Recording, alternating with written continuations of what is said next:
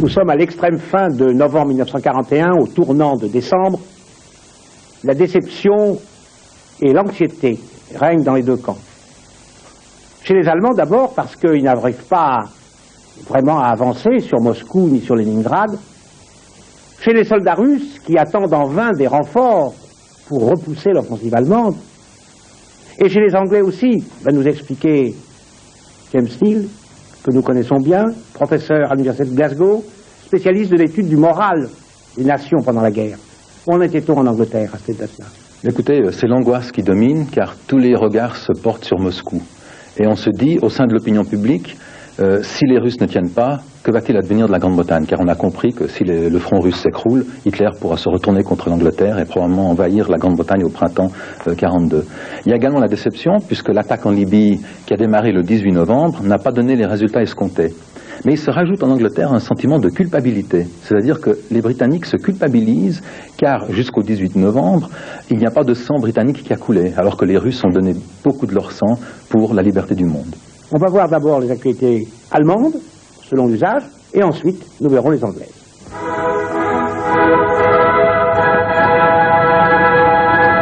Ein Gruß aus Dresden.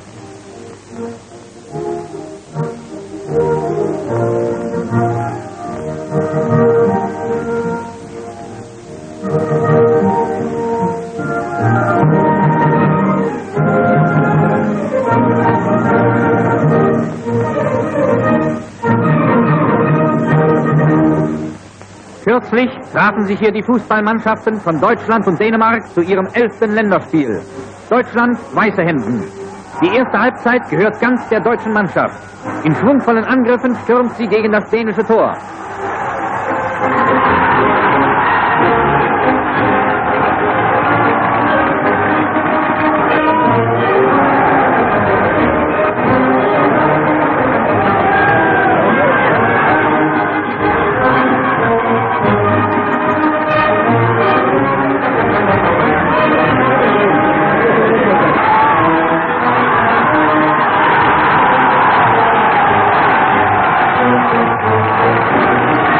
Für Deutschland.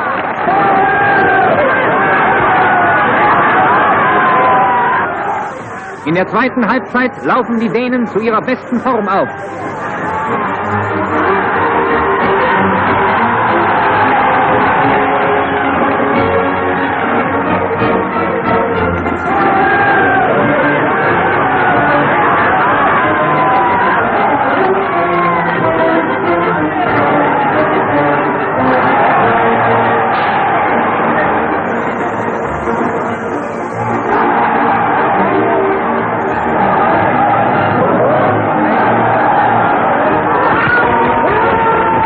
Für Dänemark, unentschieden 1:1. Für unsere verwundeten Soldaten sind Lazarette in den schönsten deutschen Bädern und Kurorten eingerichtet worden. Hier ein paar Bilder aus Bad Flinsberg im Isergebirge. In der Halle des Kurhauses.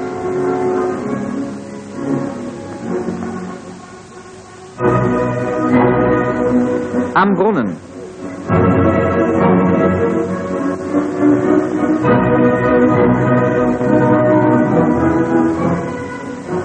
Erholung in der frischen Winterluft. Der erste Schnee gibt Gelegenheit zu Scherz und Spiel.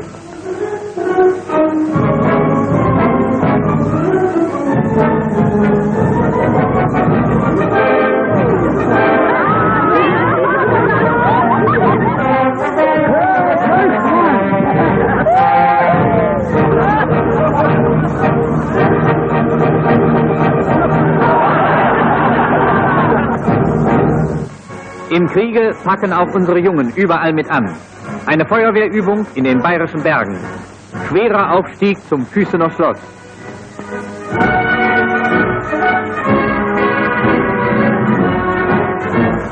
Die HJ-Feuerwehren sind nach einem Erlass des Chefs der deutschen Polizei und des Reichsjugendführers aufgestellt worden und haben sich bereits in vielen Fällen bewährt.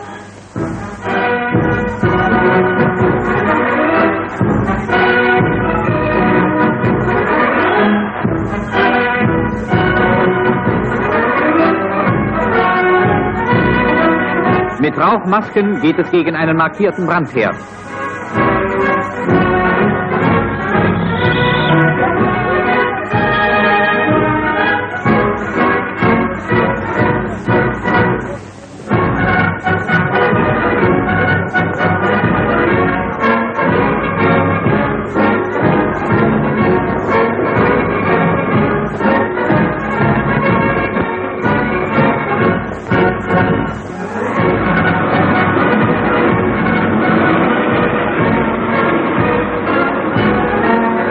Mut und Entschlossenheit sind notwendige Voraussetzungen für den Dienst in der HJ-Feuerwehr. Abschied von Generaloberst Ernst Udet. Ritterkreuzträger halten die Ehrenwache am Sarge des heimgegangenen Generalluftzeugmeisters, der sich um den Aufbau der deutschen Luftwaffe unvergängliche Verdienste erworben hat. Der Führer betritt den Ehrensaal des Reichsluftfahrtministeriums. Der Führer drückt der Mutter sein Beileid aus.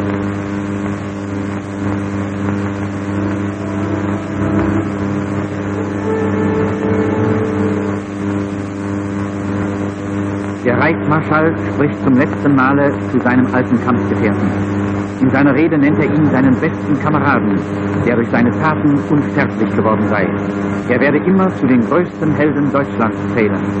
In seinem Lebenswerk hinterlasse er uns ein Erbe, das die Zukunft mitgestalten werde. Der letzte Gruß des Führers.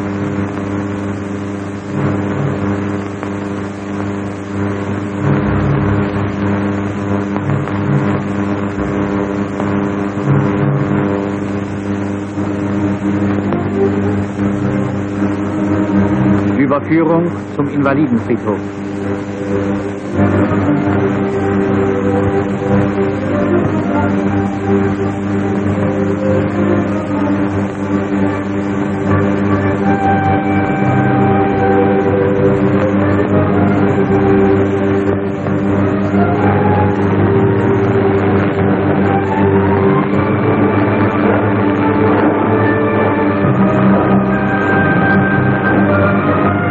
Der Reichsmarschall erweist seinem alten Frontkameraden die letzte Ehre.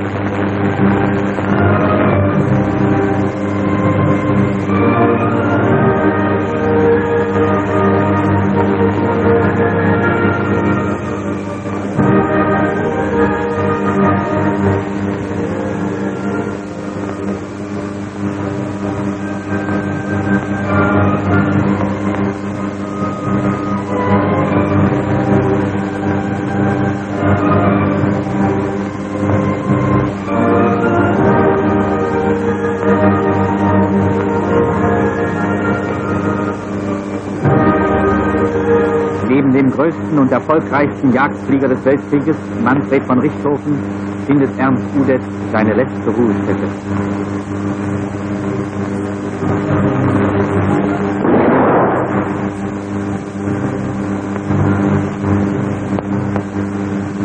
Oui, Richthofen, Udet, Göring, qui fut un vaillant aviateur pendant la Première Guerre, Guynemer en France, enfin c'est les héros de la Première Guerre qu'on commémore là, comme pour enraciner le deuxième conflit mondial dans le premier et montrer que c'est la suite. Un peu pour dénazifier la guerre et persuader les Allemands que c'est l'injustice de Versailles, que l'héroïsme de leurs ancêtres, en quelque sorte, n'a pas été vain et qu'on veut à nouveau assurer la victoire. C'est le but de ces grandes cérémonies. On en a déjà vu 2 ou 3 depuis le début de la guerre. Il faut dire que chez les Anglais, il n'y a pas ce genre de chorégraphie, on n'a pas le même problème d'identité nationale, on n'a pas besoin de prouver qu'en fait, le gouvernement britannique se bat au nom de la liberté et de la démocratie anglaise. On va voir maintenant un court sujet où Rosenberg va être intronisé à la tête des régions orientales de l'Allemagne, ou plutôt à l'ouest de la Russie, Mais en fait, c'est une intronisation un peu avide, car la politique qu'il préconise, c'est-à-dire une autonomie ou une indépendance à offrir aux États baltes, à la Bessarabie, à la Biélorussie, etc., à l'Ukraine même, l'indépendance s'il le faut, cette politique qui aurait pour but de donner à l'Allemagne des alliés objectifs, Hitler l'a repoussée. Il l'a repoussée parce qu'il reste essentiellement raciste et qu'il juge que ces peuples sont des Untermenschen et qu'en conséquence il faut les saigner, les détruire même, les mettre en esclavage, plus qu'il ne faut leur donner des droits politiques ou autres. Seulement, comme Rosenberg a toujours joué un rôle dans l'Ostpolitik de l'Allemagne, sur l'élan des conseils qu'il a donnés depuis 10-15 ans à Hitler, il obtient quand même la fonction qui était promise, mais c'est une coquille vide, il n'a pas de pouvoir. Der Führer hat seinen alten Mitkämpfer, Reichsleiter Alfred Rosenberg, zum Reichsminister für die besetzten Ostgebiete ernannt. Der Name Rosenberg ist mit den politischen und weltanschaulichen Ringen der nationalsozialistischen Bewegung von Anbeginn an eng verknüpft. Das neue Ministerium hat die Aufgabe, den besetzten Ostgebieten eine neue, großzügige Ordnung zu geben. An der finnischen Front. Im hohen Norden ist das winterharte Rentier, das hier zu Hause ist, den deutschen und finnischen Soldaten ein willkommener Helfer.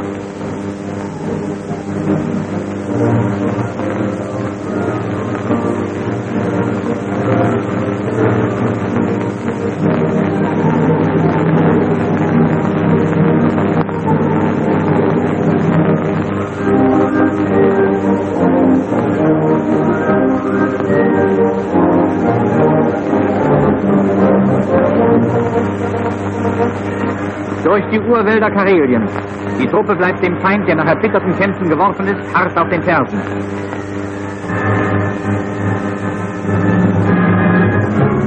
Über die Vormarschstraßen rollen die Nachschubkolonnen der deutschen und finnischen Regimenter, die hier gegen starke sowjetische Kräfte stehen.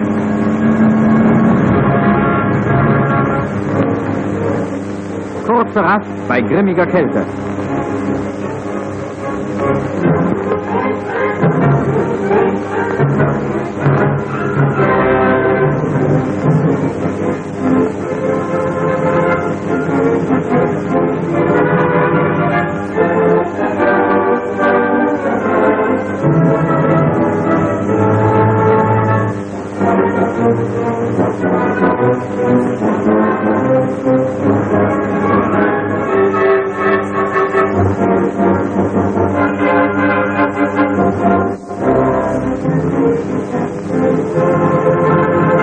Ein zu glattes Parkett für Rentiere.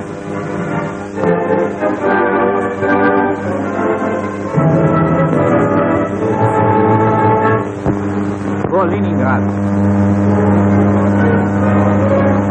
In einer ehemaligen bolschewistischen Felsfabrik wird jetzt für deutsche Soldaten gearbeitet.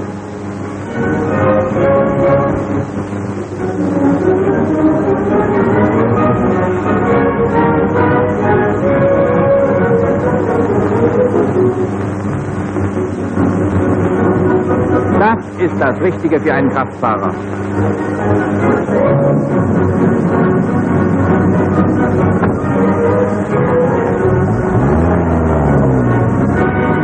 An der Front vor Leningrad werden immer neue Unterstände gebaut.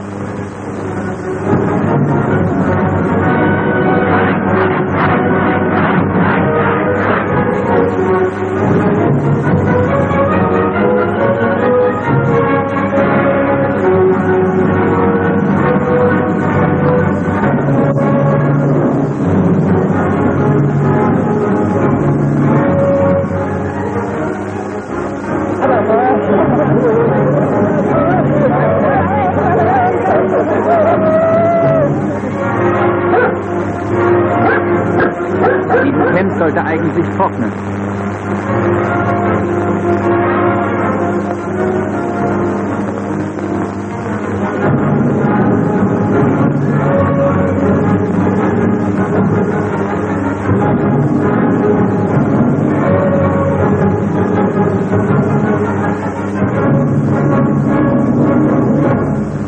Die Front vor Moskau. Im Norden von Moskau hat scharfer Frost eingesetzt.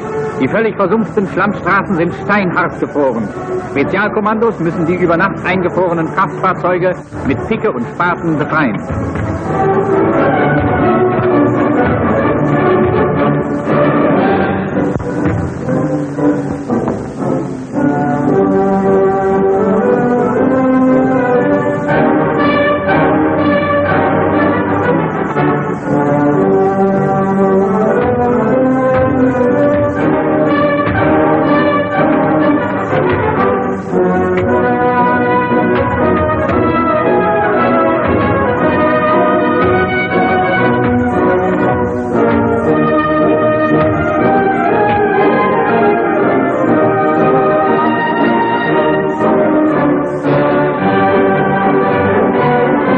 Die tiefen Schlaglöcher auf den Rollbahnen werden mit Sand und Steinen ausgefüllt.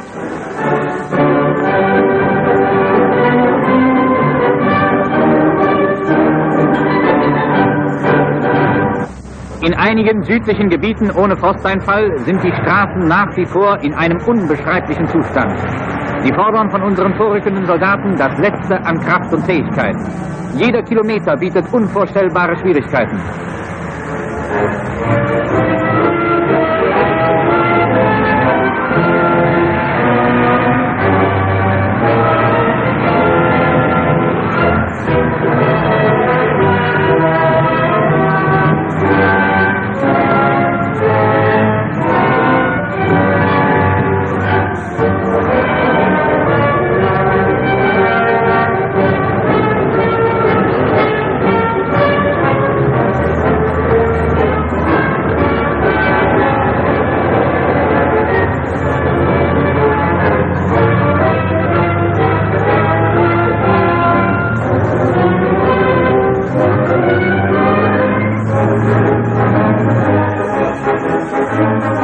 Nur die besten Soldaten der Welt werden auch mit diesen ungeheuren Schwierigkeiten fertig.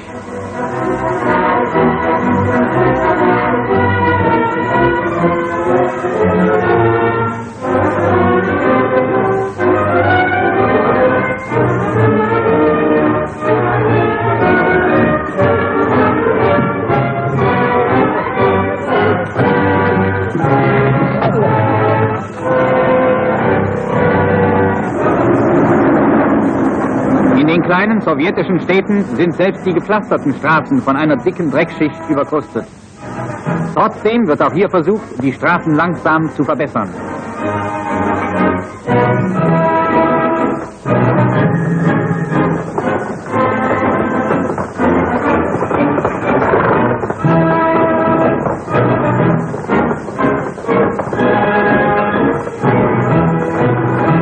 Siegeszug auf der Krim.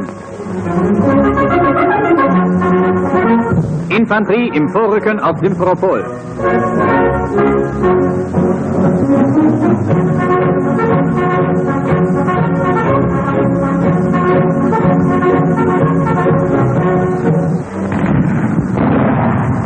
Die Sowjets haben sich in den umliegenden Dörfern festgesetzt. Die deutschen Verbände greifen gleichzeitig von mehreren Seiten an.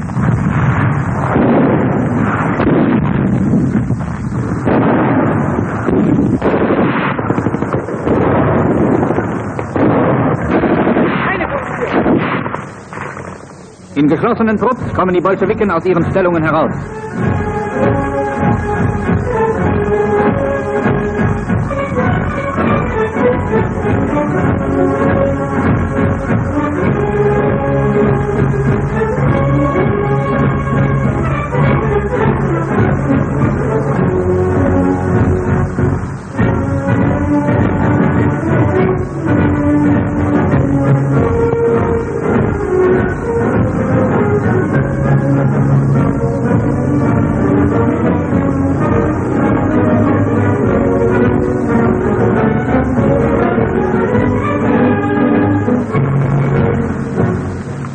Die Straße nach Simferopol, der Hauptstadt der Krim, ist freigekämpft.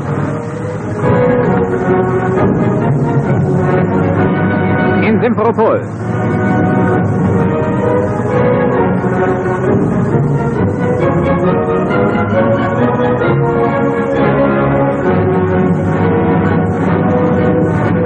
Mit solchen Plakaten wurde die sowjetische Bevölkerung zum Krieg aufgehetzt.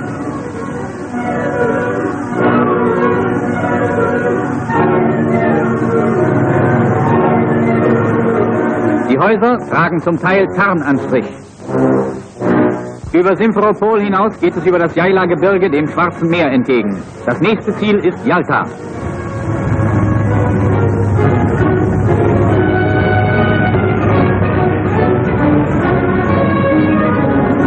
Die Kolonnen stehen, der Feind sperrt aufs Neue den Weg.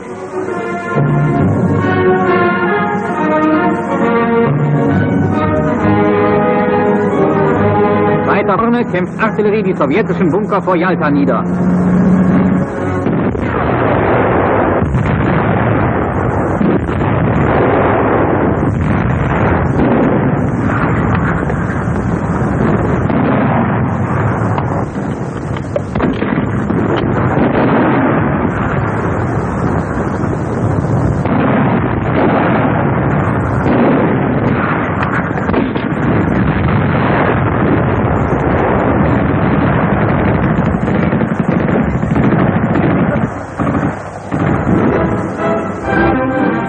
Abteilungen haben die Stadt inzwischen umgangen. Das Schwarze Meer ist erreicht.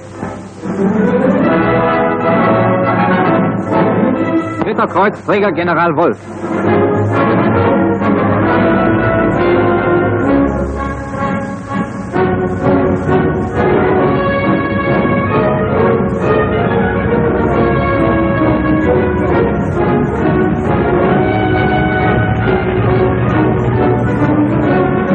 Die Infanteriespitze dringt in Jalta ein.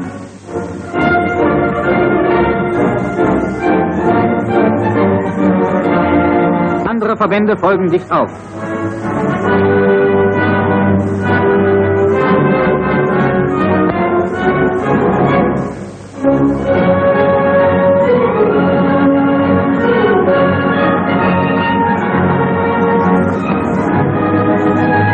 Jalta ist das Nizza der Krim.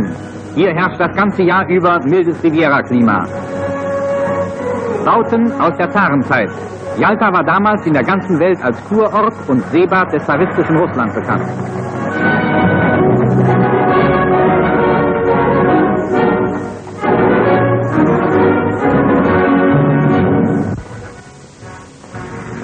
Das war der britische Flugzeugträger Ark Royal, der von den deutschen Unterseebootskommandanten Kapitänleutnant Reschke und Kapitänleutnant Guggenberger versenkt wurde.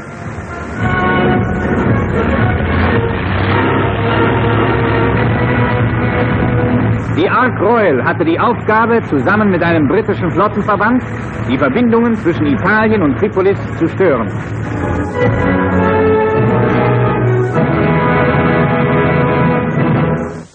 Le fait que l'Ark Royal a été coulé par les sous-marins allemands dément en quelque sorte un discours qu'avait fait Churchill à mi-novembre dans lequel il disait qu'on avait le contrôle de la Méditerranée et qu'on arrivait à faire passer les armes et tout l'équipement nécessaire à la 8e armée qui se trouvait en Libye.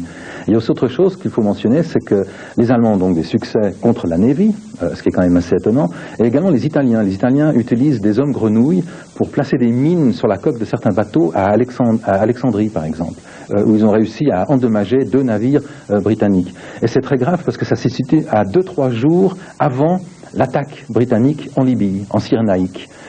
Et évidemment, cela va influencer l'armement et l'équipement qui aurait dû être justement envoyé en renfort à la 8e armée. Kriegsschauplatz Nordafrika. Seit dem 19. November tobt hier eine schwere Schlacht. Stukas starten zum Angriff auf feindliche Panzer und Truppenansammlungen an der libysch-ägyptischen Grenze.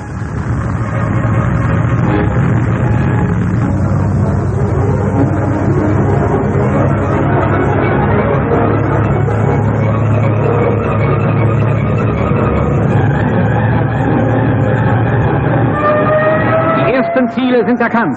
Weit auseinandergezogene Truppenverbände werden mit Sprengbomben verschiedener Kaliber belegt.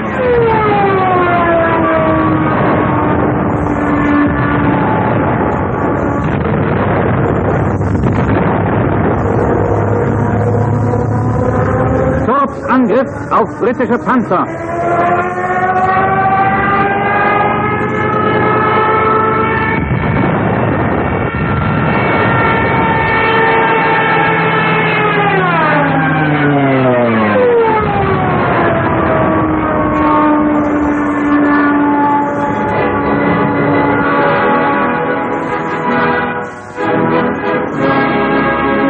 Ein Feldlazarett in der Wüste.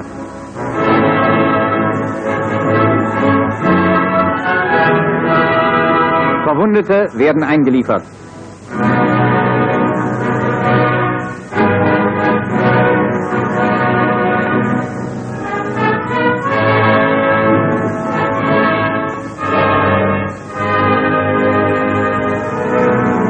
Die deutsche Frau steht hier als Rote Kreuz-Schwester auf besonders schwerem Posten.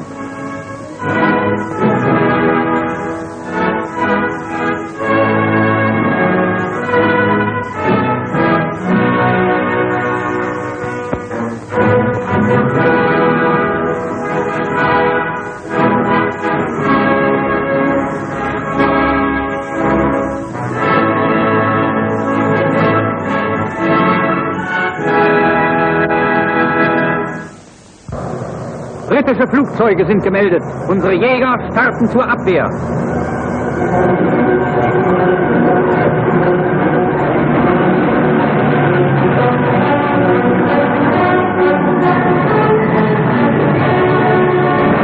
Hurricanes.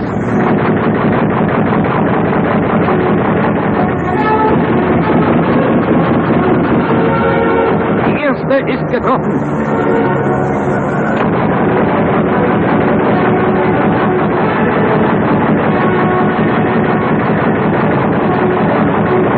Der zweite Brite brennt. In steilen Kurven geht es an die dritte Hurrikan heran.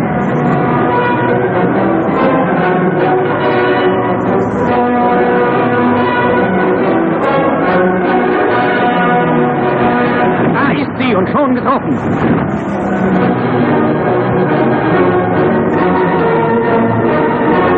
Und hier die vierte.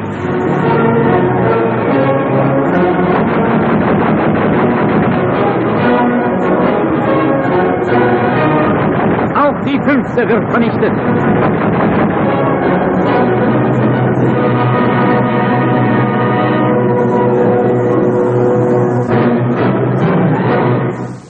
Je suis surpris par le fait que les actualités allemandes se terminent sur une scène qui implique les Anglais. Et ça me met en mémoire ce qu'avait écrit Alan Brooke, qui était le chef de l'état-major britannique, et qui disait qu'à fin novembre 1941, la Grande-Bretagne, du point de vue stratégique, s'était retrouvée dans la même situation qu'en août-septembre 1940. Et c'est exactement ce qui se passe là. Et je me demande si les actualités allemandes ne se concentrent pas sur la Grande-Bretagne, parce que cela révèle une arrière-pensée de Hitler, c'est-à-dire que le front russe, en principe, les Allemands devraient gagner, et une fois qu'ils auront liquidé l'Union soviétique, ils pourront se retourner contre l'Angleterre. Et du côté britannique, on le perçoit de cette façon également. Le danger de l'invasion est très proche et dans tous les esprits. Oui, c'est peut-être comme ça que les Anglais perçoivent la situation, mais ce n'est pas comme ça que Hitler lui-même l'analyse. Il est très curieux que la semaine que nous sommes en train de visionner, il a reçu toutes sortes de représentants des alliés de l'Allemagne. Le représentant de la Bulgarie, le représentant de la Roumanie, le représentant de la Hongrie, de la Finlande, et même un représentant, et même le grand mufti, quelques jours après. Et à tous ces personnages, Hitler ne donne absolument aucune indication sur les opérations militaires, parce qu'évidemment, ça ne va pas aussi bien qu'il l'imaginait, sauf qu'il répète chaque fois que faire la guerre à l'Est, c'est rien du tout. C'est rien du tout. C'est un peuple de vaincus d'avance, des pauvres gens, des malheureux, il n'y a qu'à les voir quand on y va, c'est pitoyable. Une fois qu'on les aura débarrassés des juifs et des communistes, ils vont tous se soulever, la guerre sera finie il dit d'ici 2 jours à Sébastopol, d'ici quelques semaines à Moscou et ailleurs. Seulement, il y a quelque chose qui ne marche pas, c'est que c'est un pays tellement arriéré qu'il n'y a pas de route. Il n'y a pas d'autoroute. Alors, ça nous arrête. On ne peut pas avancer, mais dès qu'il fera un petit peu froid, ça ira beaucoup mieux. Et à côté de ces considérations générales, qui explicitent ce retard dans l'avance, qui est un demi-échec déjà, alors, un peu comme dans le film de Chaplin, il évoque l'avenir. Alors, il dit, par exemple, aux Arabes qu'ils ont les mêmes ennemis, les Anglais et les Juifs. Alors, on va créer un grand empire arabe, et puis que l'Amérique du Nord fera nécessairement la guerre à l'Angleterre pour lui prendre ses colonies, et puis que la Russie disparaîtra de la carte.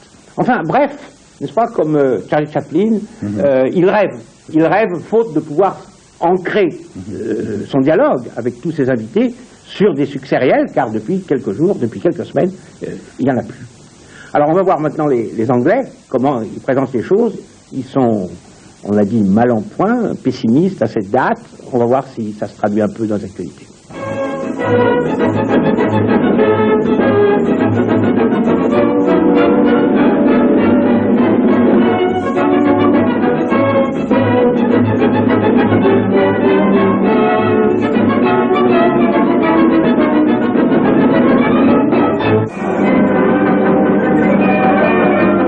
In October last year, the first American Eagle Squadron was formed in this country. Meet some of the pilots and their mascot of the 2nd Squadron, now operating as a unit of the RAF Fighter Command. These Americans have already taken part in a number of sweeps over the Channel and in convoy patrol duties. Many of them were civilian pilots in the States, but wartime flying presented an opportunity which they couldn't resist. So they made tracks to the nearest recruiting center and enlisted in the ever-growing ranks of the American Eagles.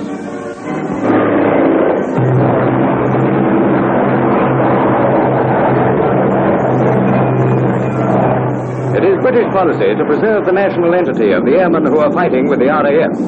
They therefore function as separate squadrons within the framework of a fighting service which has grown to magnificent strength in the fiery furnace of war.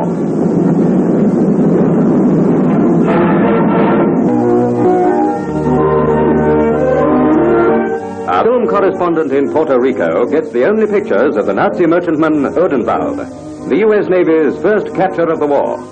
While the Stars and Stripes flew at her jackstaff, beneath the tarpaulin over the hatch is revealed a huge swastika for the benefit of Nazi bombers she may have encountered on her trip from Tokyo to Bordeaux, which she never reached.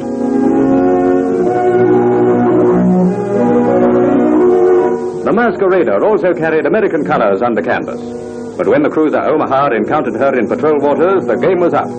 The ship's papers immediately revealed the real identity of the Hamburg American freighter. Crude rubber from the Dutch East Indies and American-made tires comprised the bulk of the cargo the Nazis tried to scuttle. But most of the charges misfired, and so did this typical Hunnish trick of sailing under false colors. $70 million worth of battleship ready to join the Navy and see the world. The Indiana's christening oration is given by Secretary to the Navy, Colonel Knox. It is no accident that the Indiana is on the launching ways 6 months ahead of schedule. When our industry and labor are united, there is nothing on earth can stop them. There go the supports from under 35,000 tons of steel.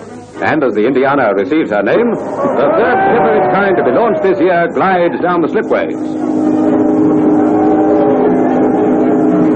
The way things are in the Pacific just now, 20 battleships like this are none too many. The present goal will add 12 more, an impressive tonnage which Japan will have to weigh very carefully.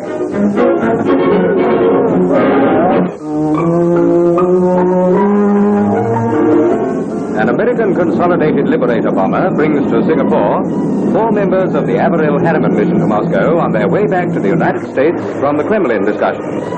An echo from the momentous conference when the great trilogy of nations forged the bar to beat Germany, the BAR made up of Britain, America, and Russia. Inscribed on the machine are dozens of penciled messages of goodwill gathered at all the different places the machine visited. Singapore looms larger now than at any other time in the world's turbulent history. British and Imperial forces are at their war stations. The Federated Malay States Defense Forces have been called up under a proclamation that a state of emergency exists. The Japs are everlastingly blowing hot and cold, but this time the lid may blow off.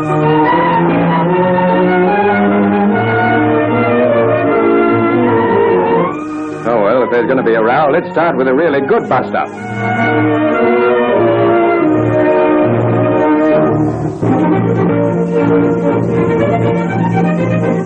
By the faint blue light preceding dawn, a Royal Air Force plane prepares to take off. Returning to Transjordan from Baghdad after a state visit to see his nephew, the regent of Iraq, is the Emir Abdullah and his retinue. The picturesque robes of the distinguished travelers contrast strangely with their surroundings. The magic carpet had nothing on this mode of transport.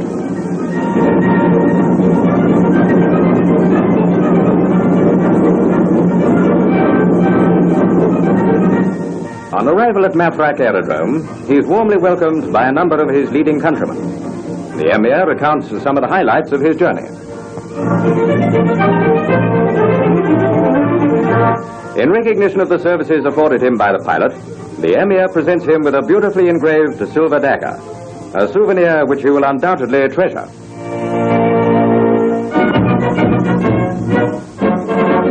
At Glasgow, the Minister of Supply talks to shop stewards representing the tank builders of the Clyde.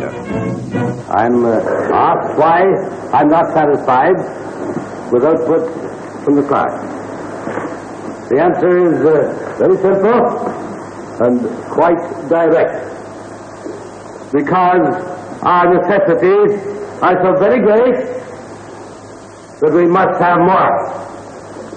For the means of holding our island home secure, for the necessities of our battlefront in the Libyan desert, for the support and sustenance of the Navy, the security of the merchant services, and also something for which I have a direct responsibility. The promises which you permitted me to make on your behalf a short time ago of supplies in large quantity, very large quantity, for the defense of Russia. And yesterday morning, I received a telegram. This from Stalin. And it reads, Beaverbrook, let me express my gratitude for the sending of airplanes and tanks. Some of these British-made airplanes and tanks are already in action in the front lines. The reports of our commanders on the British-made tanks are favorable. L'intervention de Beaverbrook est intéressante. D'ailleurs, je pense qu'il faut le présenter très rapidement. Tout d'abord, il n'est pas britannique, il est canadien. C'est un ami personnel de Churchill. Il n'est pas député, et c'est Churchill qui l'a imposé. Il a une personnalité qui est très forte, il est très dynamique, c'est un homme d'affaires, c'est un baron de la presse, et il a un genre qui plaît beaucoup à Churchill, parce que Churchill a l'impression qu'avec Beaverbrook, les choses vont bouger. Mais il a aussi l'art d'irriter, d'agacer, parfois de caresser les gens à rebrousse-poil.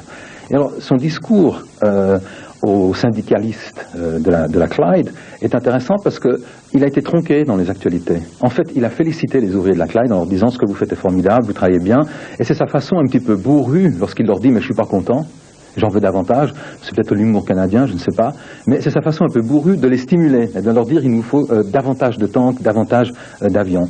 Ce qui est intéressant également, c'est lorsqu'il cite le télégramme de Staline, parce que là aussi, les actualités ont tronqué le télégramme de Staline. Staline a aussi dit, bon, nous vous remercions, les tanks sont utiles, les avions sont utiles, mais enfin il dit simplement l'opinion de nos experts est favorable, ce qui est quand même, si vous voulez, une louange, une demi-louange seulement.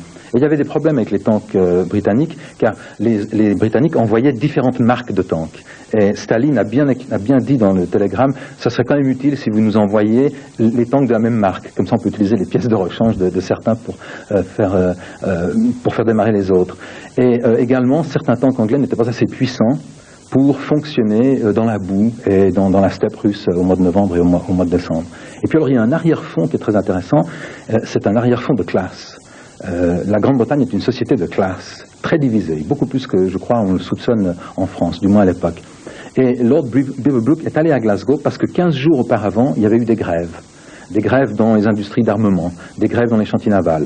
Et la grève était essentiellement une question de salaire, c'est-à-dire qu'il n'y avait pas de parité entre les différentes sections de l'industrie de l'armement en Grande-Bretagne. Donc il essaie de faire appel à leur patriotisme, et en même temps, il essaie de leur faire comprendre qu'en se comportant de la façon dont ils se comportent pas d'une façon patriotique digne de la Grande-Bretagne. Je crois qu'on reviendra sur ce problème parce que il s'adresse également au comité d'usine, au shop steward. Tout à fait, tout à fait. Et il y a un petit problème de fond que ça soulève qui dépasse ce discours de Beaverbrook. Peut-être qu'on en reparlera tout à l'heure. Republican Day in Ankara is quite a diplomatic occasion. The British ambassador, Sir Hugh Knatchbull Hugeson, is followed by the Soviet ambassador, Monsieur Vinogradov. Now the three bad Marx brothers of the Axis, Japan, Italy, represented by Signor Octavia de Peppo, and finally Hitler's stooge von Papen. The arrival of the Turkish Premier, President İnönü, signals the stand-to as representative detachments of the services prepare to pass in review. The 18th anniversary of the foundation of the Republic is a great national holiday in that country. First of all comes a flypast by planes of the Turkish Air Force.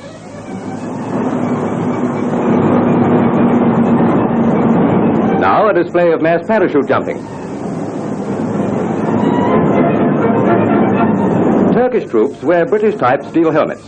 An army which will be greatly strengthened by President Roosevelt's decision to bring Turkey under the benefits of the Lease Lend Act. Next, a column of mechanized troops and artillery. All the paraphernalia of a nation wondering whether it will have to be used. The Turkish army still retains a number of cavalry units. And as they ride by, we can't help wondering what is going on in the minds of those 6 men we saw arriving. Oui, le comportement de la Turquie, c'est la grande inconnue de la guerre. Et au cours des entretiens que Hitler a eus quelques jours plus tôt avec l'ambassadeur de Bulgarie, il lui a dit ceci. Il lui a dit, écoutez, vous n'avez pas déclaré la guerre à l'Union soviétique, car les Bulgares ont déclaré la guerre à l'Angleterre, qui est loin, mais pas à l'Union soviétique, qui est près, ne serait-ce parce qu'ils sont slaves, parce que le pays est divisé, le roi évidemment est anticommuniste, mais de là à faire la guerre aux Russes, il y a un pas. Donc il a dit aux Bulgares, vous n'avez pas voulu faire la guerre aux Russes, on comprend, on n'est pas satisfait, mais on comprend. Eh bien on vous garde pour faire la guerre aux Turcs.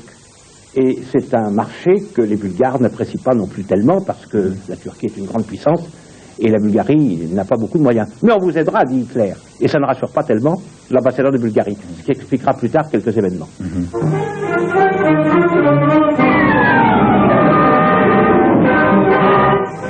The eve of battle in the great offensive in Libya brought about one of those moments in British history which will be recorded for all time. General Cunningham comes to see his brother Admiral Cunningham concerning naval cooperation in the big attack.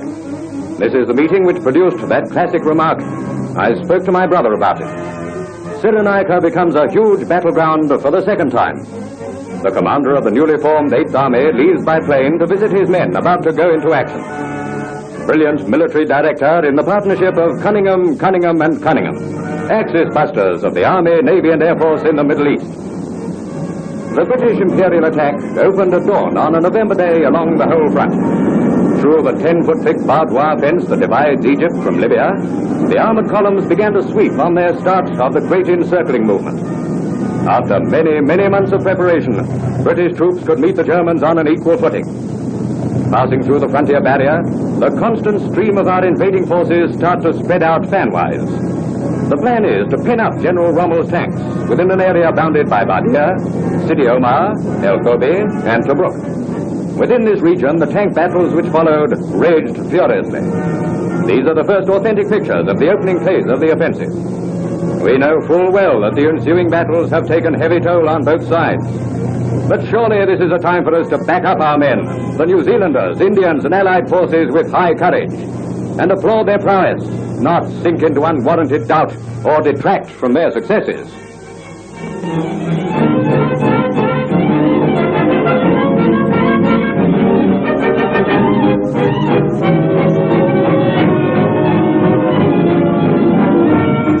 If we liken the offensive to a contest of strength between two heavyweights, we can better understand the wax and wane of battle as first one and then the other of the contestants win points in this grim arena of war. In the first round, we scored heavily. We sailed into the combined German and Italian armies, catching them completely off their guard. Many American tanks roared into battle for the first time at 40 miles an hour over camel-thorn and saltbush-studded desert. All the time, our blows were aimed at the body of Rommel's force, battering continually in our efforts to destroy it.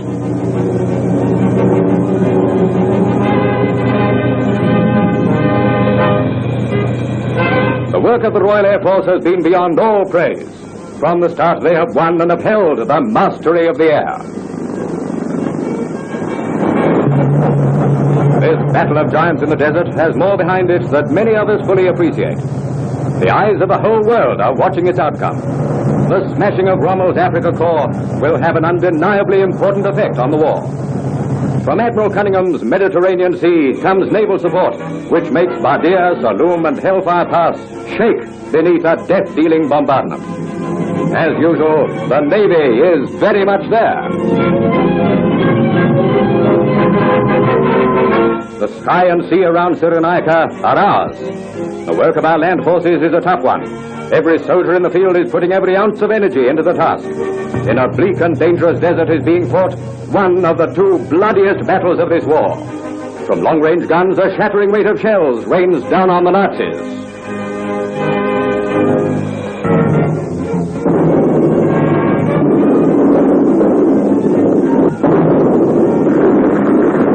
A field communication post in the desert can be a very uncomfortable place unless well camouflaged. From a dugout, the artillery officer directs his fire.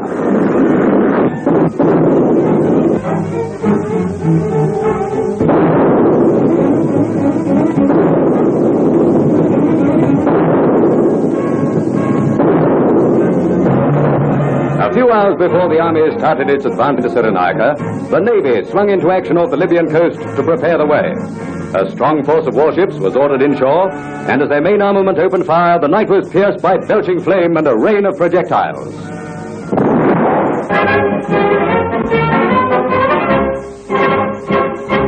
Oui, quand les Anglais voient ces actualités, ils n'ont déjà plus d'illusions, ils savent que la contre-offensive de Rommel a stoppé la tentative anglaise de réattaquer en Cyrénaïque, et au fond ces images sont un petit peu post-datées.